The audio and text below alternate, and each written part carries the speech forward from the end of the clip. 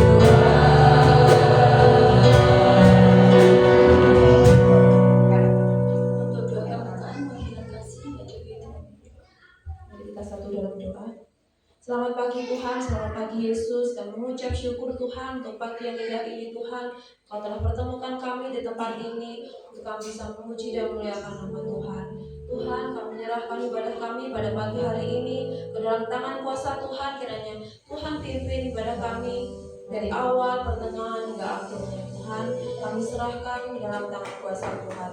Dan dari dalam nama Tuhan Yesus kami mengucap syukur dan berdoa. Haleluya. Amin.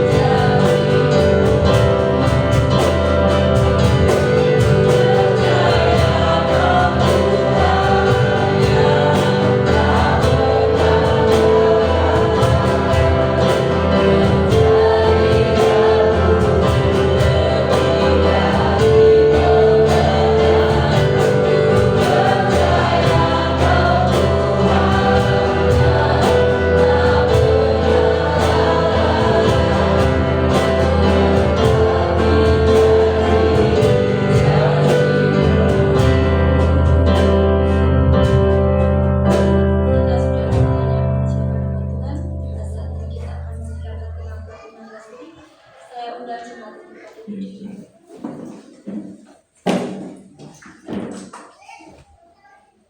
Pengakuan iman rasuli. Aku percaya kepada Allah, Bapa yang Maha Kuasa, Tuhan langit dan bumi, dan kepada Yesus Kristus, Anaknya yang tunggal Tuhan kita, yang dikandung dari Roh Kudus, lahir dari anak darah Maria, yang menderita sengsara di bawah pemerintahan Pontius Pilatus, disalibkan, mati dan dikuburkan, turun ke dalam kerajaan Allah. Pada hari yang ketiga, bangkit pula dari antara orang mati, naik ke surga, duduk di sebelah kanan Allah, Bapa yang Maha Kuasa, dan dari sana Dia akan datang untuk menghakimi orang yang hidup dan yang mati. Aku percaya pada Kristus, gereja yang kudus dan persekutuan orang kudus, pengampunan dosa, kebangkitan tubuh, dan hidup yang kekal. Sebentar lagi kita akan kepada Tuhan. Mari kita sambut firman Tuhan dengan pujian dengan saya. Aku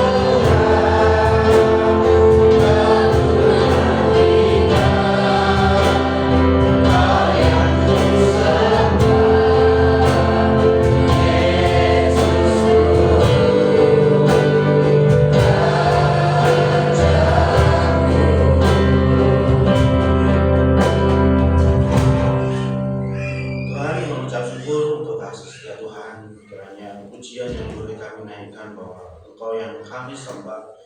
Engkau Raja di dalam hidup kami, Engkau yang bertahta di dalam hati kami, sehingga kami boleh memahami setiap kehendak Tuhan di dalam diri kami pribadi lepas pribadi. Mengucap syukur Tuhan buat kasih setia Tuhan, mengucap syukur untuk penyertaan Tuhan, mengucap syukur buat segala hal yang Tuhan nyatakan bagi kami, entah itu menyenangkan, entah itu mendukakan hati, bahkan pengharapan-pengharapan yang membuat kami mungkin meragukan kuasa Tuhan, tapi kami senantiasa bersyukur kepada Tuhan. Bapa, ajarlah kami untuk senantiasa menyembah Tuhan, memuji, memuliakan Tuhan dengan setulus hati kami, dengan sepenuh pikiran dan akal budi kami Tuhan. Terima kasih kiranya Tuhan mengampuni setiap dosa dan kesalahan kami yang kami perbuat, baik itu yang kami sengaja maupun yang tidak sengaja, entah itu sengaja untuk melanggar firman Tuhan, sengaja untuk menentang Tuhan, bahkan mungkin kami sengaja untuk meragukan kebenaran firman Tuhan. Ajarlah kami untuk senantiasa tunduk dan ampuni kami untuk segala kesalahan dan hal-hal yang kami lakukan yang tidak menyenangkan Tuhan. Bapak, sebentar juga kami belajar kebenaran firman Tuhan bersama-sama. Roh Kudus mengingatkan setiap kami, memampukan kami untuk memahami firman Tuhan itu dan menjadikan firman Tuhan itu rema dalam kehidupan kami, sehingga kami boleh berjalan di dalam terang itu. Dan ajarlah kami untuk menyatakan kebenaran, entah itu mungkin terasa sakit dan terasa pahit, tetapi ajarlah kami untuk berpegang teguh pada kebenaran yang Tuhan nyatakan bagi kami. Terima kasih Tuhan, ujilah kami, mampukan kami untuk senantiasa menyatakan Tuhan sebagai Tuhan dan Juru Selamat kami dalam setiap keadaan, dalam setiap kondisi.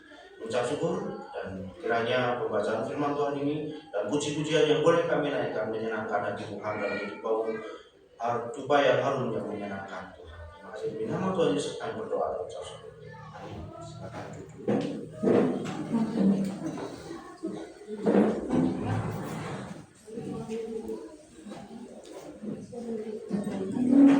Shalom, selamat pagi Bapak Ibu dan Saudara dikasih Tuhan. Di awal tahun kita belajar tentang Mika. Mari belajar dari nabi-nabi kecil. Dari Mika,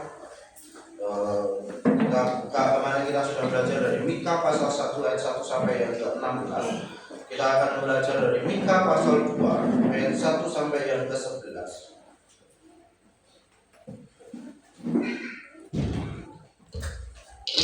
Mika pasal yang kedua ayat 1 sampai yang ke-11. Ini salah satu ayat yang kitab yang sangat jarang dibacakan. Mungkin agak sedikit kesulitan mencari yang pakai Alkitab yang sama. Mika berada setelah Yunus dan sebelum Nahum.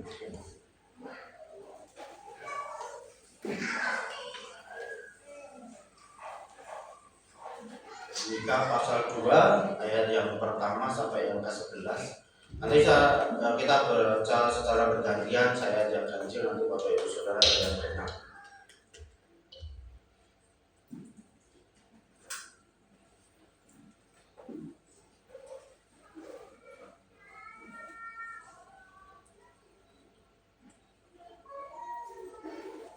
Mika pasal 2 ayat 1 sampai 11, firman Tuhan. Celakalah orang-orang yang merancang kedurjanaan dan yang merencanakan kejahatan di tempat tidurnya, yang melakukannya di waktu fajar, sebab hal itu ada dalam kekuasaannya.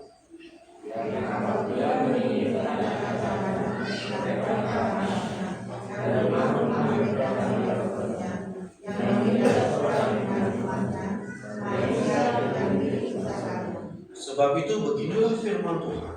Sesungguhnya aku merancang malapetaka terhadap kamu ini, dan kamu tidak dapat menghindarkan lehermu daripadanya.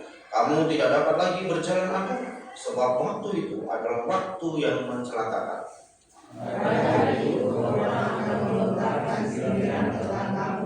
Dan akan mendengarkan suatu perkataan dan akan berkata, tidaklah yang dilakukan, dan janganlah dan tidak ada orang yang membalikannya, karena mana kita dibalikan kepada orang-orang yang menahan kita. Sebab itu tidak akan ada bagimu orang yang melontarkan tali dengan mudia di dalam jemaat Tuhan. Janganlah katakan berbuat kata mereka itu. Orang tidak mengucapkan berbuat seperti itu, mudah tidak akan menimpa kita. Bolehkah hal itu dikatakan keturunan Yakub? Apakah Tuhan kurang sabar? Atau seperti ini kan tindakannya? Bukankah firman-Ku baik terhadap orang yang benar kelakuannya? Tetapi kamulah yang baik sebagai musuh terhadap umatku. Kamu merebut jiwa dari orang-orang yang suka damai, dari orang-orang yang berjalan lewat dengan tentram, yang tidak cenderung kepada perang. Para istri di antara umatku kamu halau dari rumah kesayangannya. Dari bayi-bayinya kamu mengambil untuk selama-lamanya.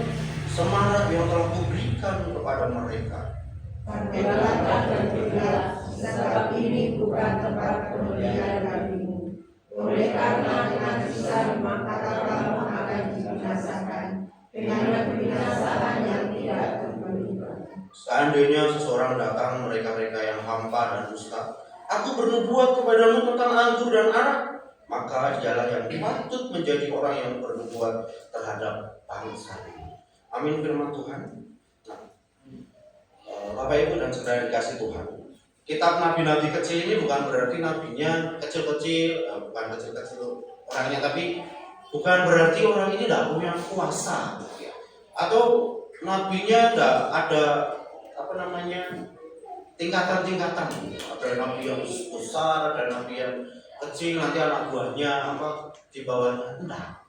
Nabi-nabi kecil ini dikatakan nabi-nabi kecil karena jumlah kitab yang ditulis itu sedikit. Misalnya seperti Mika ini, kalau dibanding dengan Yesaya, dibandingkan dengan Yeremia itu lebih sedikit. Mika hanya 7 pasal. Nanti ada Nahum hanya 3 pasal. Habakuk 3 pasal, nanti sedikit-sedikit. Nah, Mika ini hidup pada zaman Raja Yotam, Ahaz, dan Hizkia. Kalau ini hidup pada zaman sejaman dengan Yesaya dan Yeremia.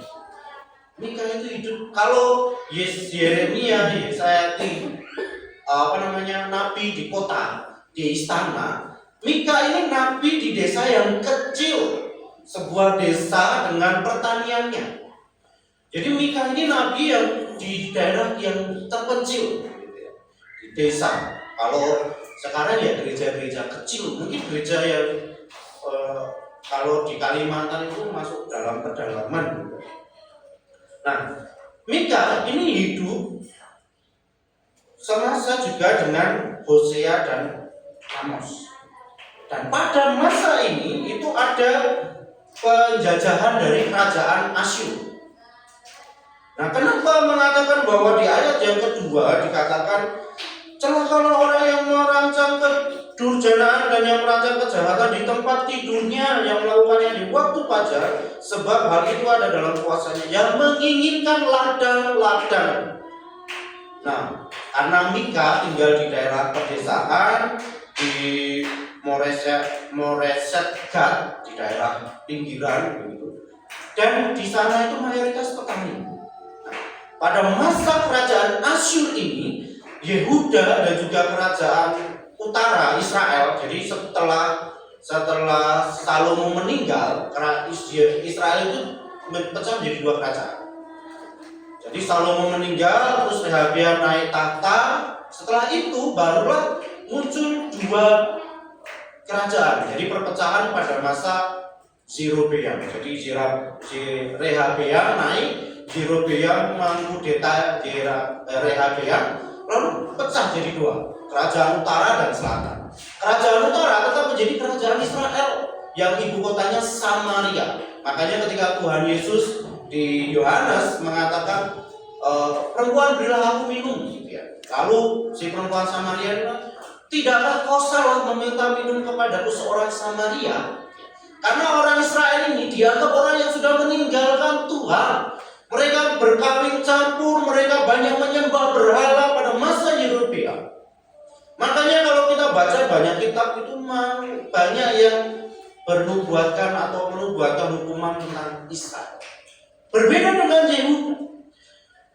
Yehuda ini pecahan dari Israel. Yehuda tetap beribu kota di Yerusalem, di Bethlehem, yang mengaku diri menjadi seorang yang mereka tetap berpegang teguh pada firman Tuhan, mengaku diri bahwa dia taat kepada Tuhan, kepada firman-firmannya, dan masih mengaku masih memelihara hukum Taurat Musa. Merasa diri rohani dibandingkan dengan Israel, padahal sama-sama saudara dari 12 suku. Tapi Yehuda ini mengaku merasa bahwa diriku adalah orang yang lebih rohani daripada Samaria. Makanya kalau kita baca di dalam Perjanjian Baru, orang Yehuda, orang Yahudi, mengingat Samaria itu sebagai seorang yang najis. Karena mereka sudah meninggalkan Tuhan. Demikian pun Yehuda pada masa Nabi Mika. Di tengah penjajahan Raja Asyur, para Raja Asyur ini menerapkan upeti yang sangat tinggi. Jadi upeti itu kayak pajak kepada kerajaan yang menjajah. Itu tinggi. Makanya untuk mensiasati itu, untuk mencapai pajak yang cukup itu, para pembesar-pembesar pada waktu itu mencoba merampas ladang-ladang orang-orang kecil, dijadikan sebagai perkebunan. Untuk apa? Untuk menjual hasilnya dan dijadikan pajak. Jadi mereka supaya buat ladang yang besar, perkebunan yang besar, perkebunan anggur, entah perkebunan apa begitu, sehingga bisa menghasilkan hasil yang banyak, hasil panen yang banyak, lalu dijual, dia dapat uang dan dapat bisa membayar pajak. Ya mungkin hampir mirip seperti masa pemerintahan sekarang ini. Bahkan ada wacana beberapa daerah, beberapa provinsi yang belum masuk industri mau dibabat, dijadikan industri begitu ya. Bahkan banyak tempat yang rusak karena industri. Pertambangan, entah itu legal, entah itu ilegal. Bahkan kalau kita baca di media sosial, banyak juga petani yang kehilangan haknya karena pemerintah. Di era itu lebih mengerikan. Kalau kita nggak tutup mata, sekarang pun demikian. Orang yang berkuasa, mereka berhak menentukan segala sesuatunya. Nah, dari Mika kita belajar 3 hal. Yang pertama, merancangkan hal yang jahat sejak mulanya. Melegalkan hal yang tidak legal. Kenapa? Karena kebiasaan. Di ayat pertama, ayat yang kedua yang jelas mengatakan, yang apabila menginginkan ladang-ladang, mereka merampasnya, dan rumah-rumah mereka menyerobotnya, yang menindas orang dengan rumahnya, manusia dengan milik pusakanya. Di ayat 1 bagian yang kedua, yang melakukannya di waktu fajar. Jadi melakukan itu dengan terang-terangan. Pada masa itu, kalau ada transaksi jual beli, transaksi entah mau jual lembu, sapi dan lain sebagainya, hanya berlaku pada waktu siang, dan itu di depan gerbang. Jadi firman Tuhan mengatakan yang melakukannya di waktu fajar, ini dilakukan dengan terang-terangan. Bahkan, wah ini kan dilakukan oleh semua orang, betul. Meskipun salah dan kita mungkin melegalkan itu. Kenapa? Karena banyak orang yang melakukan. Misal begini, kita buat SIM. Wah, SIM itu susah sekali loh buatnya. Karena ujian harus belok sana, belok sini, nanti belum obstacle atau namanya rintangan-rintangan yang sulit. Karena Indonesia buat SIM itu cukup sulit dan rumit. Belum ujian tes teori. Lalu ada orang yang bilang, wis, serahkan ke saya 900.000 SIM jadi. Terus, oh iya ya, enggak apa-apa lah aku lakukan itu. Toh semua orang lakukan itu, banyak orang yang lakukan itu. Melegalkan hal yang tidak legal. Itu dilakukan terang-terangan, bukan sembunyi-sembunyi lewat. Enggak. Semua orang tahu, banyak yang tahu. Itu yang dikatakan oleh Tuhan, bahkan melegalkan yang tidak legal. Kenapa? Karena kebiasaan banyak orang seperti itu. Lalu apakah kita sebagai orang percaya kepada Tuhan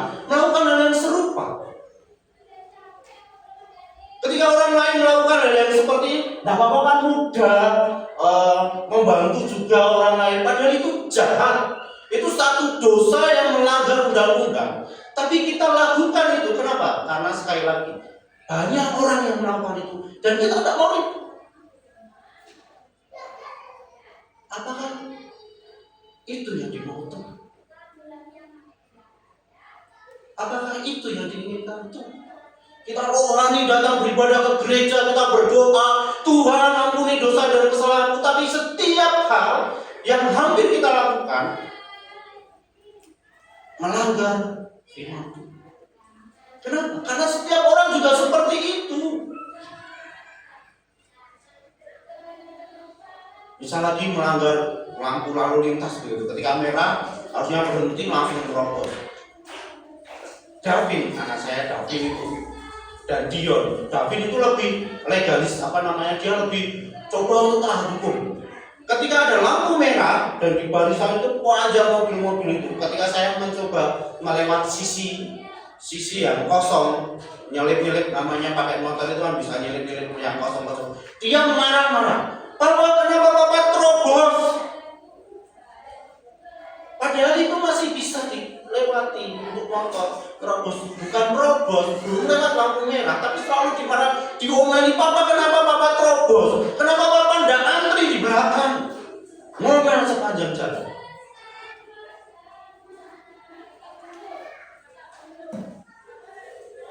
Ketika ada lampu kuning, begitu sudah kuning, dan ketika sudah melewati itu lampunya merah, saya juga dimarahi. Padahal ketika itu berhenti pasti berbahaya di belakang. Lalu dimarahi, "Papa, kenapa Papa terobos lampu merah?"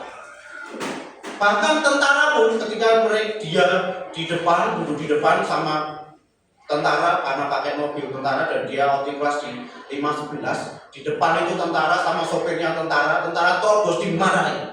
"Pak tentara, kenapa nggak taat aturan? Kenapa lampu merah diterobos?" Padahal dia tidak tahu kalau kendaraan militer itu punya prioritas untuk mengawal.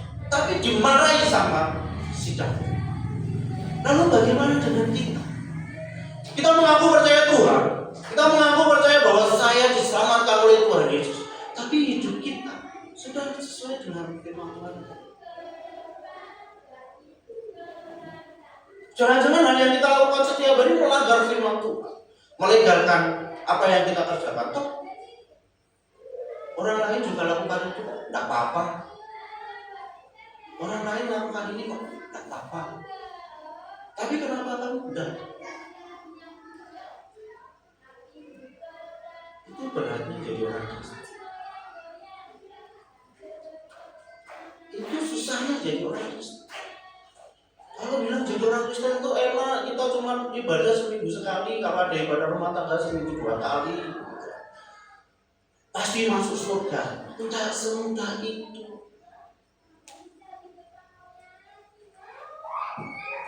Apakah kita cukup percaya toh tanpa kita taat kepada firman Tuhan baru masuk surga? Jangan berpikir saya sudah dibaptis, saya sudah menerima Tuhan Yesus sebagai juru selamat saya, dan saya pasti masuk surga tanpa mau taat sama Tuhan. Tidak ada yang seperti itu. Tuhan bilang, kalau kamu gak jadi muridku, pikul cukup ya.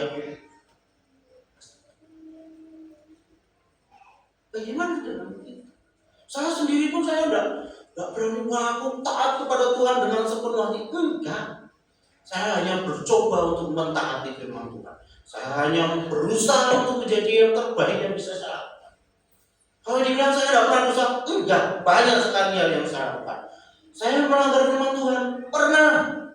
Bahkan sering mungkin tanpa saya sadar. Tapi bagaimana kita bisa menempatkan Tuhan di atas segalanya? Bagaimana kita bisa sungguh-sungguh percaya kepada Tuhan tanpa campur tangan dunia? Bagaimana kita tetap bisa fokus pada Tuhan dengan segala hal yang kita kerjakan?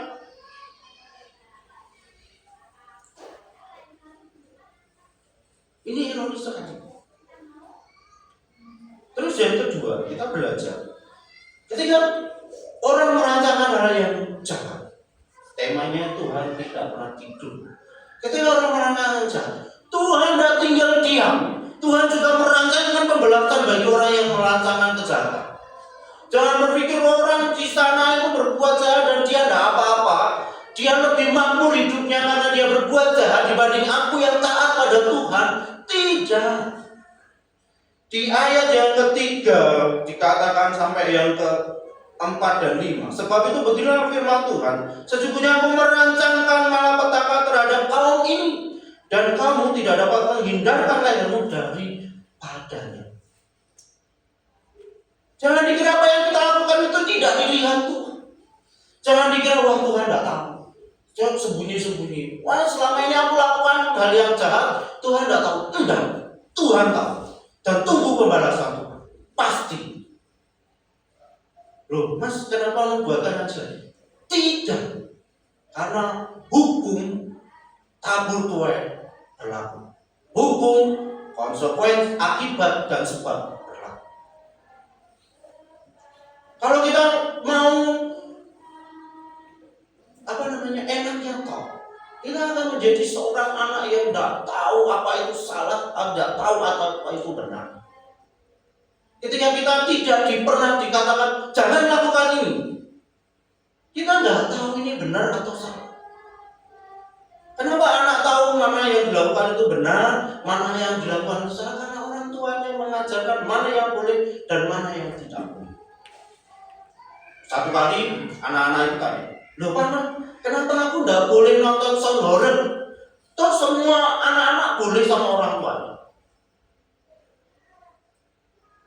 Saya bukan tidak boleh, tidak mengizinkan nonton sound horror, tapi efek dari sound horror. Kalau jenengan tahu, waktu istri saya kontrol di rumah sakit, di pertama kontrol pasca operasi, ada seorang anak usia 2-3 tahun, telinganya dua-dua pecah. Kenapa? Terlalu dekat nonton sound horror. Lalu sebagai orang tua, dokter saja yang menangani, kok bisa seperti ini? Pecah dua-duanya. Hari malam dirujuk ke rumah. Apakah itu yang mau orang tua yang terjadi pada anak? Apakah ada orang tua yang mau anaknya celaka? Tapi kenapa orang tua tidak mengajarkan mana yang baik dan mana yang celaka? Kadang orang tua tidak mau itu karena takut anaknya membenci orang tua, karena takut anaknya tidak mau nurut sama orang tua. Tuhan demikian. Tuhan tidak ingin anak-anaknya tidak tahu mana yang benar. Tuhan tidak ingin anak-anaknya tidak tahu mana yang salah. Sehingga ketika dia melakukan segala sesuatu mengatasnamakan Tuhan, meskipun itu salah.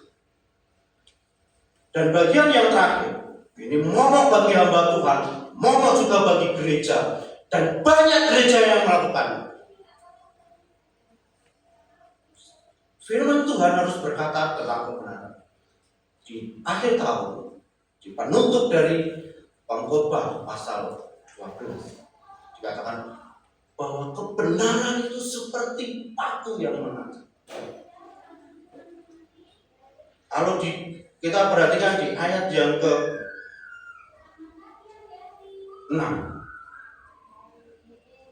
janganlah ucapan nubuat, kata orang itu. Orang tidak mengucapkan nubuat seperti itu, noda tidak menimpa kita. Yehuda di awal mengatakan bahwa mereka percaya pada Tuhan dan mereka mengaku bahwa dirinya itu rohani karena menuruti setiap firman Tuhan, menuruti setiap tuntutan hukum Taurat, tetapi yang dilakukan mereka banyak menyeberang dari hukum Taurat. Lalu banyak nabi-nabi yang mengatakan jangan berkata seperti itu, kata nabi palsu kepada mereka. Kita mungkin lebih senang ketika mendengar khotbah yang menyenangkan hati kita. Ayo percaya Tuhan nanti diberkati, percaya Tuhan nanti dapat mujizat dari Tuhan, percaya Tuhan beriman pasti mujizat nyata terjadi. Apakah itu semua berlaku? Bisa jadi ya, bisa jadi tidak. Lalu apakah kalau mujizat itu tidak berlaku kita kurang beriman? Belum tentu. Iman kita tidak ditentukan bahwa Tuhan mau melakukan mujizat kepada kita atau tidak. Iman kita ditentukan tidak Tuhan mau memberkati kita atau tidak.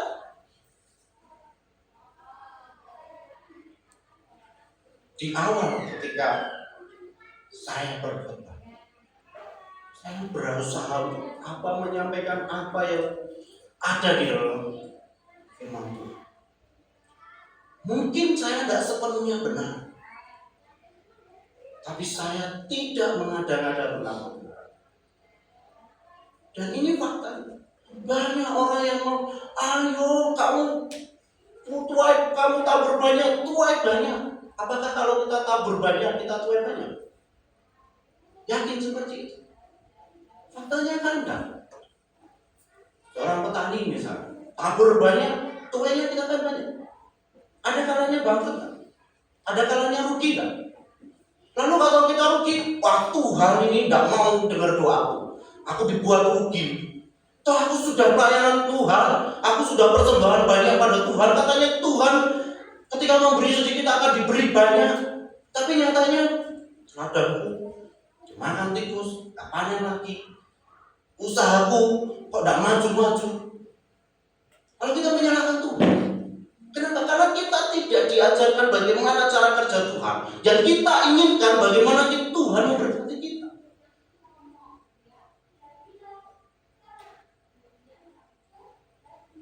Kita sama-sama belajar. Kita menjadi gereja yang benar-benar menyatakan kebenaran firman Tuhan. Gereja yang bukan hanya sekedar menyampaikan ini berkat, tetapi juga gereja yang menyatakan kutuk bagi orang yang melanggar firman Tuhan. Jadi kita hidup diawasi oleh Tuhan. Tuhan tidak pernah tipu. Bagaimana dengan kita?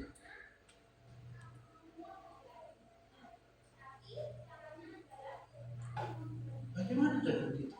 Sudahkah kita taat kepada Tuhan dengan sungguh-sungguh? Sudahkah kita yakin pertolongan Tuhan dengan sungguh-sungguh meskipun beban berat di dalam hidup kita? Kalau kita hanya mengharapkan berkat Tuhan, kita hanya beriman pada mujizat yang Tuhan berikan, kita akan senantiasa kecewa. Kenapa?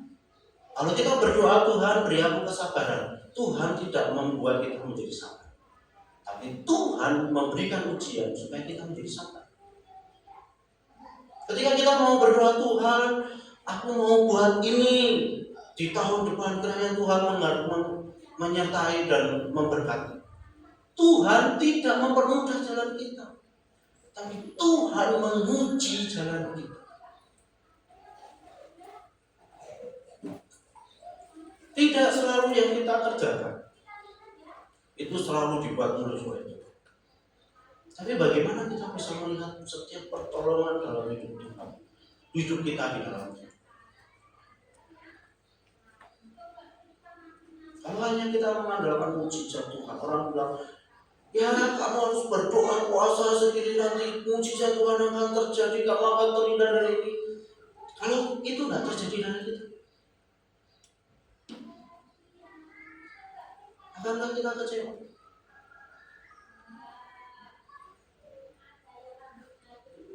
Akhirnya Tuhan, kenapa Tuhan tidak jawab doaku? Pergi ke Tuhan yang lain. Usaha, kerja, cari kerja, gak dapat Tuhan katanya Tuhan yang menyertai, Tuhan yang melindungi, Tuhan yang mencukupkan, tapi aku cari kerja, gak dapat.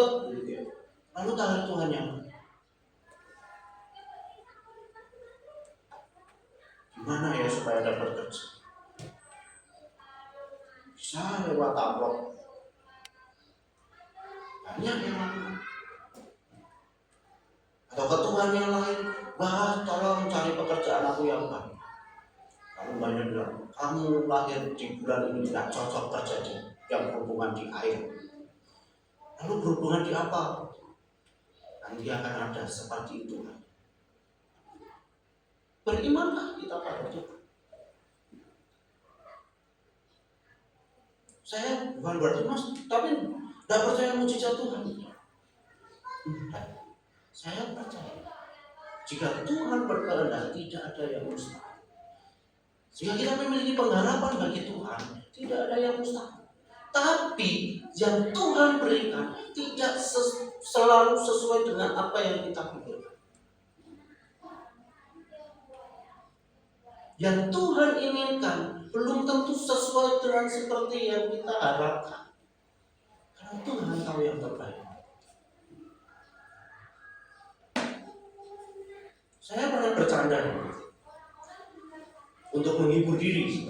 Saya belajar musik sudah lama, tapi tidak tekun. Saya teori musik tahu, teori keyboard, teori gitar, teori bass. Saya tahu teori mau nyanyi, saya tahu. Saya bisa dikatakan saya tahu teori. Bahkan bagaimana cara main keyboard yang baik, bagaimana cara main piano yang baik, saya tahu secara teori. Bagaimana main gitar yang baik, saya tahu secara teori. Tapi prakteknya dengan sendiri tahu. Lalu saya kan, seandainya saya bisa pintar main itu, betapa sombongnya saya. Kalau saya bisa mainkan itu dengan baik sesuai teori yang saya bisa berikan, betapa sombongnya saya. Saya belum tentu akan melayani Tuhan dengan baik. Tuhan berikan kelemahan saya tidak mudah untuk praktek alat musik. Supaya saya belajar banyak hal. Bahkan saya coba rakit sound system portable sendiri. Saya belajar pemrograman sendiri. Saya lahir di situ. Kalau saya mahir di semua hal, betapa sombong itu. Tuhan tidak izinkan itu. Supaya Tuhan tahu, kamu cuma tahu teori toh, prakteknya nggak tahu. Di situ saya akan kasih, oh iya, ada hal yang harus saya ingat. Kalau kita merasa diri kita selalu baik, kita merasa diri kita selalu benar, karena tidak ada orang yang mau tegur kita, karena tidak ada orang yang mau mengingatkan kita harus hati-hati. Atau Tuhan sendiri enggak mau mengingatkan kita harus hati-hati. Jangan-jangan kita terlalu sombong untuk diingatkan. Jangan-jangan kita terlalu bebal untuk mendengar nasihat orang. Kamu anak kecil ngapain? Dan sebanding dengan saya. Lebih pengalaman dari kamu. Jangan-jangan orang sudah capek untuk beri nasihat kepada kita. Atau jangan-jangan Tuhan sudah tutup mata. Terus kamu lakukan. Apa yang kita inginkan? Tuhan mau tutup mata pada kita. Serah apa yang kita lakukan. Atau kita mau taat pada Tuhan. Mika, seorang diri, nabi kecil, nabi di pelosok, dia menyatakan dia orang yang menyatakan kebenaran pasti dimusuhi. Orang yang menyatakan kebenaran firman Tuhan pasti banyak dijauhi. Karena tidak suka dengan kebenaran. Orang lebih suka disayang-sayang. Orang lebih suka dibaik-baik daripada dinyatakan kesalahan. Jadi tidak. Terakhir, ada banyak hal, terutama di kehidupan kita hari lepas ini. Salah satunya apa? Anak orang tua terlalu memanjakan anak. Nah, akibatnya saya salah satu artikel survei, bukan cuma artikel tok, tapi survei internasional mengatakan bahwa remaja, anak yang tidak pernah diberi mana yang salah, mana yang benar, dan anak yang selalu dituruti keinginannya, anak yang selalu dimanja, overprotective, selalu dijaga, itu akan menghasilkan anak yang cenderung tidak bisa mengerti kesalahan. Nah, The Atlantic mengatakan the overprotective kid over parenting harms children. Jadi orang tua yang menjaga anak terlalu berlebihan itu akan mencelakakan anak. Kalau kita baca media sosial, kita baca berita ini, berapa banyak remaja yang melakukan kekerasan. sebagian besar karena overprotect oleh orang tua. Dan selalu orang tua jadi backing anaknya, sehingga merasa bahwa aku punya backingan. Dan dia melakukan semena-mena karena orang tua memulai. Dan Tuhan tidak mau itu terjadi. Tuhan bukan Tuhan yang memanjakan kita. Tuhan bukan Tuhan yang tidak menunjukkan kesalahan kita. Tuhan bukan Tuhan yang tidak menghukum kita karena kasih-Nya. Tetapi karena kasih Tuhan, Tuhan juga menghukum kita karena kesalahan yang kita kerjakan. Supaya kita tahu apa yang salah dan apa yang benar, apa yang sesuai dengan firman Tuhan dan apa yang tidak. Amin. Firman Tuhan, Tuhan hormat Pak Gloria untuk kita.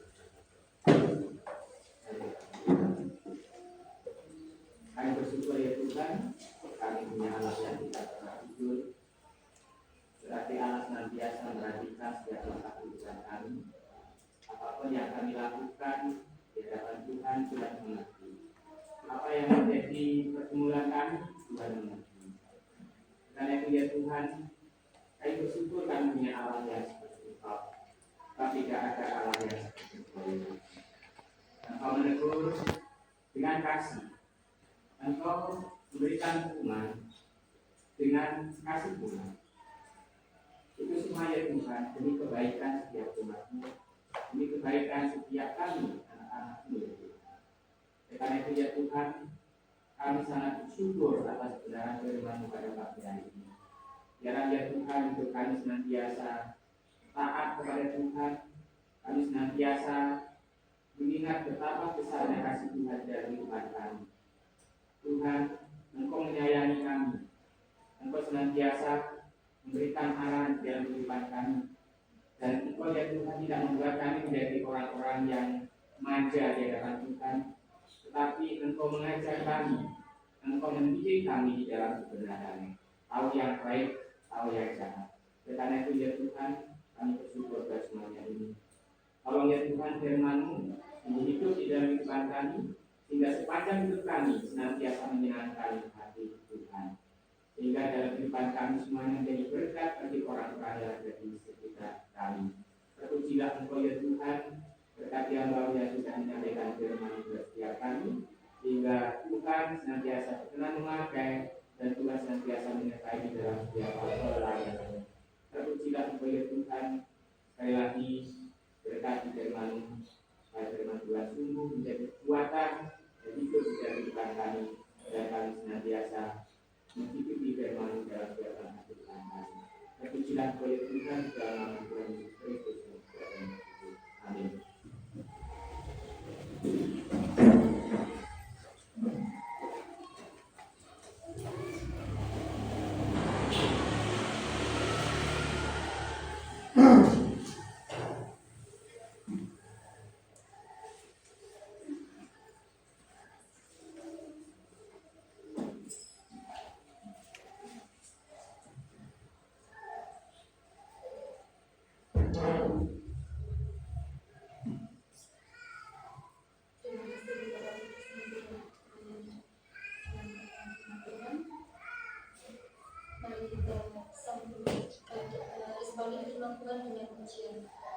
Bapak sejati.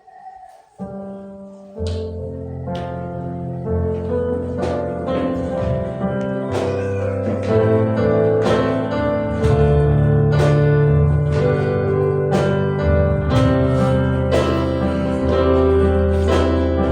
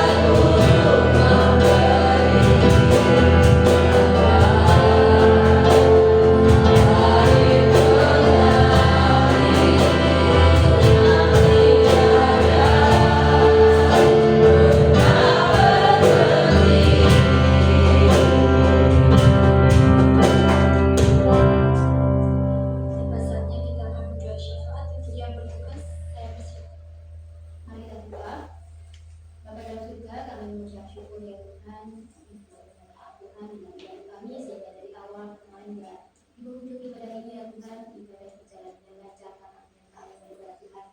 Bapa kami dalam surga, saat ini kami bersatu hati Tuhan, kami akan berdoa syafaat.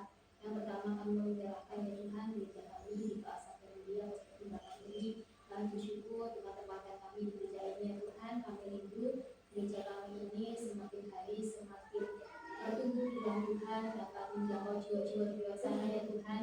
Kau juga berkati hamba-Mu yang Kau pakai untuk melayani kami tempat ini ya Tuhan. Ibu Siska, Bapak Petrus yang akan melayani kami ya Tuhan. Tuhan berkati keluarga hamba-Mu ini ya Tuhan, serta anak-anak yang Tuhan. Tuhan Kau berkati keluarga hamba-Mu ini. Segala hal yang dibutuhkan, segala hal yang diperlukan, segala hal yang diperlukan Tuhan yang akan campur tangan menolong dan menopang keluarga-Mu ini ya Tuhan. Kami rindu keluarga hamba-Mu tempat ini ya Tuhan dapat menjadi berkat untuk setiap jemaat-Mu, setiap kami tempat ini ya Tuhan, sehingga tatkala jemaat-Mu ini berbuat salah, jatuh dalam dosa, hamba-Mu yang akan menolong kami ya Tuhan, mengingatkan kami, membentuk kami ya Tuhan, membentuk iman dan kedewasaan kami, sehingga melalui ibadah, melalui ibadah rohani ya Tuhan dapat membentuk iman kami secara dewasa ya Tuhan. Terima kasih ya Tuhan, kami juga berdoa untuk kesehatan keluarga hamba-Mu, Tuhan yang akan menolong, Tuhan yang akan terus menopang ya Tuhan, sehingga keluarga hamba-Mu ya Tuhan dalam setiap hal yang diperlukan, baik kesehatan, entah itu masalah pekerjaan, pelayanan, Tuhan yang akan menolong dan campur tangan. Terima kasih Tuhan, kami juga berdoa untuk setiap jemaat-Mu yang ada di tempat ini ya Tuhan. Berdoa mulai dari bayi, balita, anak-anak, remaja, bapak ibu, lansia, semuanya Tuhan berkati setiap kami jemaat-Mu yang ada di gereja ini ya Tuhan. Setiap pergumulan kami, setiap apa yang kami butuhkan Tuhan yang akan memilih kami satu persatu ya Tuhan. Mungkin saat ini kami sedang bergumul tentang masalah ekonomi ya Tuhan. Tuhan yang akan tolong, Tuhan yang akan menolong melalui pekerjaan kami yang kami kerjakan, Tuhan membuat pekerjaan kami berhasil di dalam nama Tuhan Yesus. Kami juga mungkin bergumul tentang lapangan pekerjaan, kami belum bekerja Tuhan. Tuhan juga akan menolong kami ya Tuhan, memberikan pekerjaan yang sesuai dengan bakat dan kemampuan kami ya Tuhan, sehingga kami boleh mendapatkan pekerjaan yang sesuai dengan bakat dan kemampuan kami ya Bapa. Kami juga berdoa mungkin dari jemaat di tempat ini yang sedang bergumul tentang sakit penyakit Tuhan, Tuhan yang akan menolong, memberikan kesehatan, kekuatan, kesembuhan yang daripada Tuhan. Apapun sakit penyakit yang kami derita Tuhan, yang akan menyembuhkan, menolong dan menopang kami sehingga kami boleh sehat, boleh kuat dalam nama Tuhan Yesus. Terima kasih Tuhan, terima kasih Yesus. Kami juga berdoa untuk setiap kami jemaat-Mu yang sedang berkumpul tentang pasangan hidup Tuhan.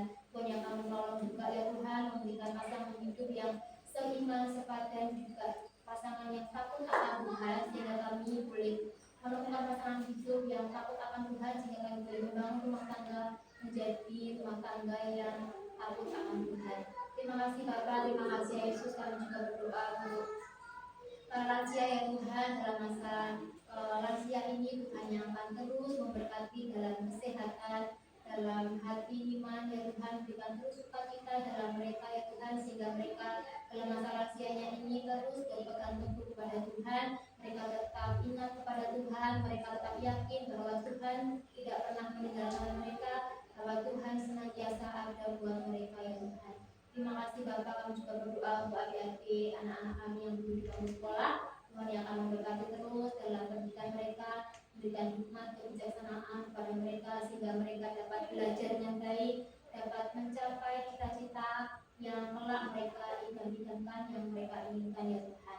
Terima kasih Bapak, terima kasih Yesus. Kami juga tidak lupa berdoa untuk setiap jemaat-Mu yang sudah lama tidak ke gereja ya Tuhan, atau bahkan minggu-minggu ini tidak bisa ke gereja. Kami tidak tahu ya Tuhan pergumulan mereka, kami tidak tahu apa yang mereka alami sehingga mereka tidak bisa datang ke gereja. Mungkin dari antara mereka ada yang mengalami kelemahan tubuh, Tuhan yang akan menyembuhkan. Mungkin di antara mereka ada yang mengalami kelemahan iman ya Tuhan, sudah lama tidak bekerja, sudah lama tidak ke gereja.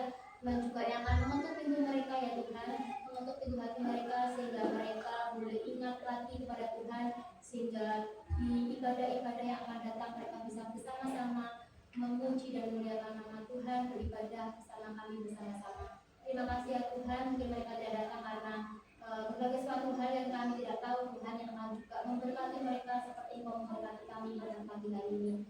Terima kasih Bapak, kami juga berdoa untuk setiap jemaat-Mu ya Tuhan yang bekerja mungkin di luar kota, luar pulau, bahkan luar negeri Tuhan, yang akan memberkati mereka satu persatu Tuhan dalam setiap pekerjaan, dalam setiap pergumulan, dalam setiap kehidupan mereka di sana Tuhan. Tuhan yang akan menolong menopang mereka sehingga mereka terus ingat kepada Tuhan, terus menjadi berkat buat orang-orang sekeliling mereka ya Tuhan. Terima kasih Bapak, terima kasih Yesus. Kami juga berdoa ya Tuhan untuk bangsa dan negara kami, bangsa Indonesia Tuhan. Dan berkati Bapak Presiden, Wakil Presiden, jajaran Menteri sampai ke RT Tuhan, berkati kepemimpinan mereka sehingga mereka dapat memimpin bangsa Indonesia dengan baik, sehingga bangsa Indonesia ini semakin hari semakin maju, semakin bisa membawa kami rakyat Indonesia ini lebih damai sejahtera ya Tuhan. Terima kasih Tuhan, berdoa untuk setiap pergumulan dari bangsa negara kami ini ya Tuhan. Mungkin masih banyak bencana atau korupsi ya Tuhan. Kami serahkan setiap pergumulan dari bangsa negara kami ini ke dalam tangan Tuhan. Tuhan yang akan menolong, Tuhan yang akan memimpin, Tuhan yang akan memberikan hikmat kepada para pemimpin kami sehingga mereka dapat memberikan keputusan yang bijak, keputusan yang baik, yang terbaik untuk bangsa kami Indonesia ini. Terima kasih Bapak, terima kasih ya Yesus. Bila doa dan ucapan syukur kami ya Tuhan, kami mau serahkan doa kami hanya dalam nama Tuhan Yesus. Kami sudah berucap syukur. Haleluya. Amin. Terima kasih untuk ibu ayah yang kita dengan syafaat. Waktu waktunya kita akan memberikan yang terbaik untuk Tuhan. Bagi yang belum dan ingin memberikan persembahan akhir tahun,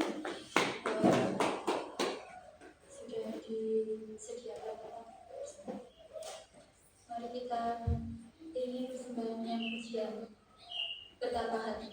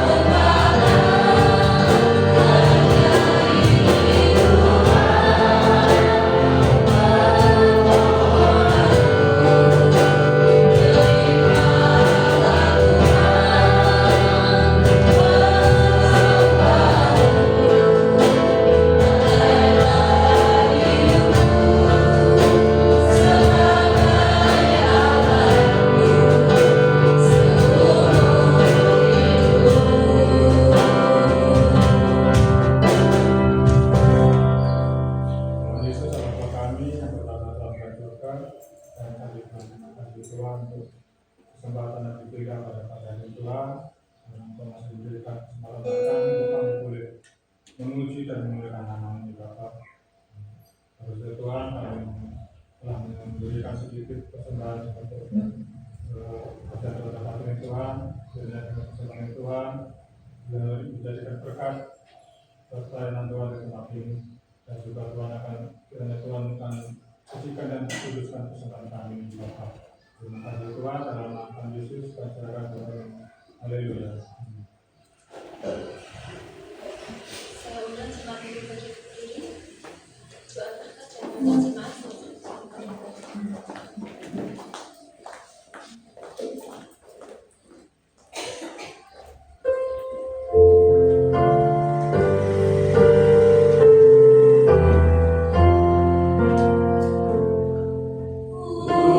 Puji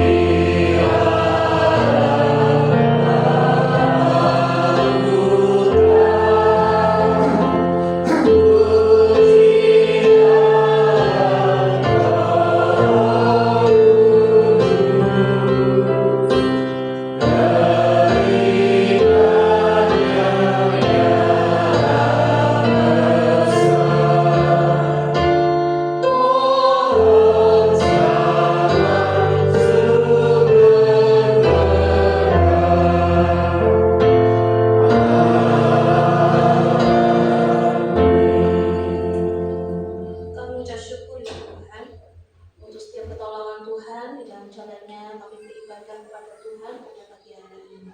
Terima kasih buat perkenanan Tuhan yang telah memperkenankan kami untuk boleh datang berbakti kepada Tuhan sebagai ucapan syukur kami bahwa setiap pertolongan Tuhan tidak ada pernah habisnya dalam kehidupan kami. Dan pada hari ini Tuhan, kami mengucap syukur Engkau masih berikan kami kembali kesempatan berkumpul bersama, saling menguatkan satu dengan yang lainnya, memuji muliakan nama Tuhan, bahkan mendengarkan kebenaran firman Tuhan. Sekali lagi Tuhan, mampukan kami untuk melakukan kebenaran firman Tuhan hari lepas hari. Terima kasih ya Tuhan, dan di akhir ibadah ini Tuhan, kami rindu untuk menerima berkat yang Tuhan ucapkan, berkat yang Tuhan curahkan bagi umat pilihan Tuhan. Tuhan memberkati Engkau dan Tuhan melindungi Engkau. Tuhan menyinari Engkau dengan wajah-Nya dan memberikan Engkau kasih karunia. Tuhan menghadapkan wajah-Nya kepadamu dan memberikan Engkau damai sejahtera mulai hari ini sampai selama-lamanya. Amin.